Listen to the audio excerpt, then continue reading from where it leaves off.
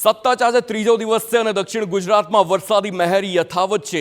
નવસારીની સૌથી પહેલા વાત કરીએ, 24 કલાકમાં 2 ઇંચ વરસાદ વરસ્યો। ખેરગામ ચીખલીમાં પણ 2 ઇંચ વરસાદ ખાબક્યો છે।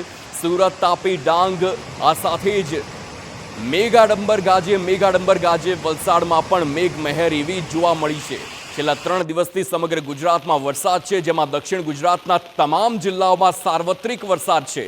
નવસારી, સુરત, તાપી, ડાંગ, વલસાડમાં વરસાદી માહોલ અને કેન્દ્ર શાસિત પ્રદેશ સેલવાસ અને દમણમાં પણ વરસાદ એવો જ જામ્યો છે।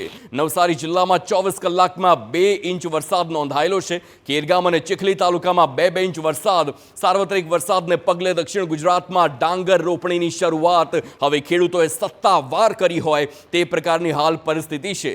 નવસારી જિલ્લાને ઉપરવાસમાં ધોધમાર વરસાદથી વાંસદા તાલુકામાં આવેલ 2 ડેમોમાં નવા નીર આવ્યા। વાંસદા તાલુકામાં આવેલ જૂજ અને કેલિયા ડેમમાં નવા નીર આવ્યા છે।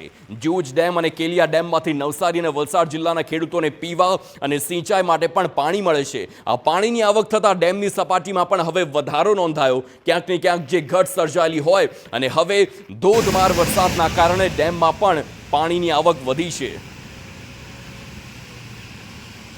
તો આ હાઈવેના દ્રશ્યો પણ આપની સ્ક્રીન પર, નવસારીમાં જે પ્રકારની ઘટના, જે પ્રકારનો વરસાદ પડ્યો છે, આ આખો હાઈવે પાણીમાં ડૂબી ગયો હોય તેવી સ્થિતિ છે। મોટા ભાગે એવું બનતું હોય છે કે નાના રસ્તા હોય, બજારના રોડ હોય, શહેરી વિસ્તાર હોય, ત્યાં પાણી ભરાતા હોય છે, પરંતુ અહીં વરસાદ એવો કે આખા હાઈવે પણ જળ તરબોળ થઈ ગયા છે। નાની ગાડીઓની વાત દૂર છે, મોટા ટ્રકના પણ આખા પૈડા ડૂબી જાય તે પ્રકારની હાલ પરિસ્થિતિ જોવા મળી રહી છે નવસારીમાં હાઈવે પર।